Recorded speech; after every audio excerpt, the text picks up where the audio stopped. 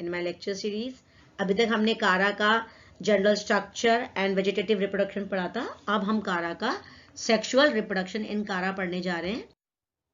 Sexual reproduction in कारा, इसमें ये एडवांस्ड oogamous मतलब अग्रत विषम युग्म की प्रकार का लैंगिक जनन पाया जाता है.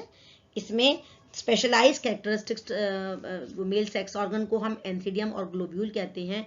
फीमेल सेक्स ऑर्गन्स को हम oogoनियम और न्यूक्यूल कहते हैं. और ये जो दोनों ही ऑर्गन्स हैं, न्यूक्यूल एंड ग्लोब्यूल, ये अधिकांशतः स्थूलदर्शी मैक्रोस्कोपिक होते हैं, जिनको हम नग्न आंखों से भी देख पाते हैं. कारा की अधिकांश स्पीशीज होती है मोनोशियस. मोनोशियस से मतलब ये एक ही उस पर मेल और फीमेल पाए जाते हैं और आपस में जक्स्टापोज्ड मतलब सानिध्य में पाए जाते हैं. जो ग्लोब्यूल होता है वो राउंड और चटक नारंगी रंग का होता है, जबकि न्यूक्यूल जो होता है वो अंडाकार और रंगीन होता है.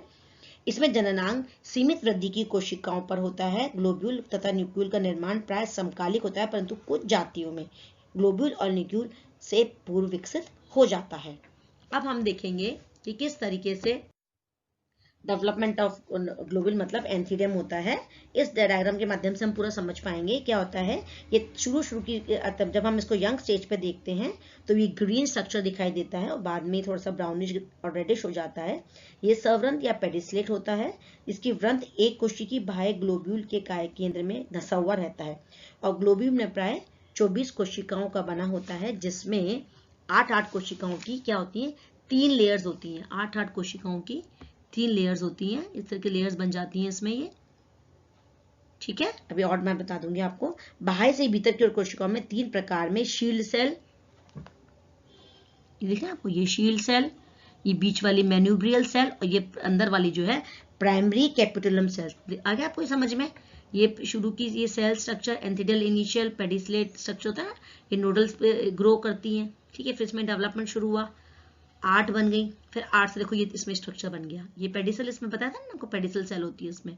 और फिर इसको बाहर वाले को शील सेल, जिसको परिरक्षक कोशिकाएं कहते हैं. बीच वाले पार्ट को हम मैन्यूब्रियल पार्ट कहते हैं, जिसको दंडाभ कोशिकाएं कहते हैं. और प्राथमिक मुंडक मतलब प्राइमरी कैपिटुलम ये सेल कहते हैं. ठीक है, ये शील्ड सेल, ये दिख रही है आपको बाहर की शील्ड सेल. ठीक है, ग्लोब्यूल की भित्ति 8 परिरक्षक कोशिकाओं की बनी हुई होती है. ठीक है, अब ये इसके अंदर परीक्षक कोशिकाओं के मध्य में दंडाकार कोशिकाओं की बढ़ती हुई सतह पाई जाती है और ये इसमें 8 मैन्यूब्रियल सेल्स होती हैं. कितनी होती है? 8 मैन्यूब्रियल सेल्स. ठीक है ना, 8 मैन्यूब्रियल सेल. ये कोशिकाएं, ये फिर इनमें वापस डेवलपमेंट होता है और इसी प्रकार तृतीयक व चतुर्थिक मुंडक कोशिकाओं भी उत्पन्न हो सकती हैं. और प्रत्येक बुधानी तंतु की गुहिका में विशेष प्रकार की गुहिका पाई जाती है. अगर आप डायग्राम में देखेंगे, ये शील्ड सेल्स हो रही है, ये प्राइमरी कैपिटुलम सेल, ये सेकेंडरी कैपिटुलम सेल और ये फिर एंथीडियल ये फिलामेंट्स जो है बुधानी तंतु बन रहे हैं. ठीक है ना. इस तरीके से क्या हो रहा है ग्लोब्यूल का डेवलपमेंट. अब देखें, ग्लोब्यूल का विकास उप शाखाओं के पर्व संधियों पर होता है और पर्व संधि की सर्वाधिक प्रौढ़ परिधीय कोशिकाओं को अभ्यक्ष सिरे पर होता है. ठीक है, और इसमें फिर इनिशियल बनते हैं. ये जो जिस तरह से आपने देखा, ये इनिशियल जो स्ट्रक्चर बनता है, ग्लोब्यूल प्रारंभिक से अनुप्रस्थ विभाजन 2 कोशिकाएं बनाता है, आधारी व्रंत कोशिका, पेडिसल सेल और ये सेल. ठीक है, और इस तरह में ऑक्टेंट बन जाता है. ऑक्टेंट से फिर आपने देखा 24 तरह की कोशिकाएं बन जाती हैं. और फिर उसके बाद ये इस तरह का जो ये स्ट्रक्चर जो बन जाता है, फिर प्राइमरी कैपिटुलम सेल्स और प्रत्येक मुंडल से 6 द्वितीयक मुंडल कोशिकाएं बनती हैं. और फिर इस तरीके से अंतस्थ कोशिका से 2 to 4 प्राथमिक फिलामेंट इनिशियल निर्माण होता है और प्रत्येक से 25 के करीब पूमणु जंतु तंतु, ये दिख रहे हैं ना आपको, एंथीडियल फिलामेंट्स ये बन रहे हैं. इस तरीके से इसमें एक मेटामॉर्फोसिस होकर पूमणु के निर्माण की क्रिया को पूमणुजनन या स्पर्मेटोजेनेसिस कहते हैं. और सर्वप्रथम केंद्रीय दीर्घित होता है और केंद्र के पास एक ब्लेरोफ्लास्ट उत्पन्न होता है, जिससे कि 2 कशाभिकाएं बनती है. देख रहे हैं आप, ये 2 कशाभिका फ्लैजिला. ठीक है, और परिपक्व पूमण दीर्घित सर्पिल तथा द्विकशाभिका. फिर इसमें ये लिबरेशन मतलब पूमणुओं की विमुक्ति कैसे होती है. पूमणुओं के परिपक्व होने पर परिरक्षक कोशिकाओं के आंतरिक दबाव बढ़ने से पृथक हो जाती हैं. इस प्रकार पूधानी प्राथमिक पूधानी तंतु अनावृत होती रहती है, बदलती रहती हैं और एक्सपोज्ड हो जाती हैं. और इस तरीके से फिर ये एक पूमणु का डेवलपमेंट हो गया, किस तरह से एंथ्रोजॉइड बने. इसी तरीके हम डेवलपमेंट ऑफ oogoनियम पढ़ेंगे. न्यूक्यूल ऑफ कारा इज मैक्रोस्कोपिक की सतह है, ओवल इन स्ट्रक्चर. इस डायग्राम के माध्यम से हम पूरा समझ लेंगे कि न्यूक्यूल का डेवलपमेंट किस तरीके से होता है, मतलब ऊगोनियम का। Structure of mature nucule, development of nucule हमें उभय लिंगाश्लेष पे से मतलब मोनोइशियस में न्यूक्लियल प्राथमिक निर्माण ग्लोबल अक्ष की आधारित पर्व संधि पर होता है, और एक लिंगाश्री में ये इस तरह से अलग अलग उसमें पाया जाता है। अब इसमें क्या बन रहा है, ये ऊगोनियल इनिशियल मतलब अंडधानी मातृ कोशिका, ऊगोनियल मातृ कोशिका से एक अनुप्रस्थ विभाजन के द्वारा नीचे बंधे, ये नीचे वाली जो है स्टेराइल सेल बन जाते हैं, ठीक है, और ऊपर नीचे बंधे कोशिका स्टॉक सेल तथा ऊपर अंडधानी कोशिका का निर्माण होता है ऊगोनियल। और अंडधानी कोशिका दीर्घित होकर अंडधानी में परिवर्तित हो जाती है, और आधारी व्रंत कोशिका, जो ये ट्यूब आधारी व्रंत कोशिका है, इसमें फर्दर कोई विभाजन नहीं होता और परसंधि कोशिका में विभाजन होकर परिधीय, इस तरीके से ये पेरिफेरल डेवलपमेंट, ये दिख रहा है आपको, ये पेरिफेरल डेवलपमेंट 1 2 3 4 5 है ना। परिधीय 5 कोशिका, एक केंद्रीय कोशिका का बीच में निर्माण होता है। अब परिधीय कोशिका एक आच्छाद कवर के रूप में प्राथमिक इनिशियल, ये ना शीत इनिशियल बना रही है, और इनके शिखर पर एक छोटी मुकुट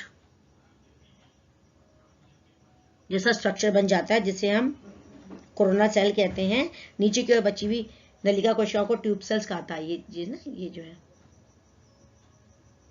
सेंट्रल नोडल सेल इसमें फिर, ठीक है ना, इसको नीचे। फिर अब इसके बाद हम देखें, और किसी विकास में पांचों मुकुट कोशिकाएं न्यूक्लियल का मुकुट बनाती हैं। ये जो पांचों कोशिकाएं they make the nucule structure of उसका न्यूक्लियल का बनाती हैं। और नलिका कोशिका अंडधानी में दीर्घ जनन के साथ साथ एंटी क्लॉकवाइज 2 या अधिक बार सर्पिल कुंडल बनाती हैं, और प्रोटेक्टिव एनवेलप का ये इस तरह से पूरा एक प्रोटेक्टिव एनवेलप बन जाता है, और ये बीच में egg nucleus, stalk cell, central cell, और ये पेडिसलेट स्ट्रक्चर बन जाता है, ठीक है।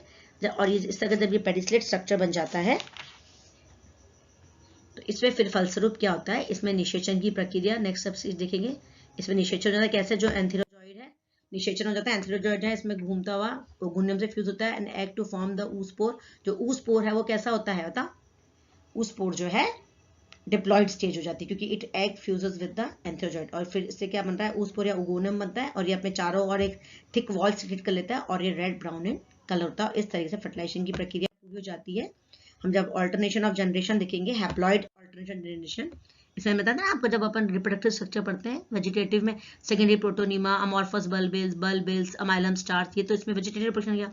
अब इसको देखेंगे हम, globule nucule XX antherozoid egg, fertilization हुआ, 2x पोजीशन ज़ायगोट बनी, इसे मियोसिस हुआ, प्रोटोनिमल स्ट्रक्चर बना, और इस तरीके से सिर्फ ये वाला जो पार्ट है, ये वाला पार्ट ही द्विगुणित होता है, डिप्लॉइड होता है। बाकी पूरा जो पार्ट है ये हैप्लॉइड होता है। तो इसकी जो इसका जो लाइफ साइकिल है, इसकी भी जो इसमें भी अगुणित प्रधान या haplontic type of life cycle जीवन चक्र कारा में पाया जाता है।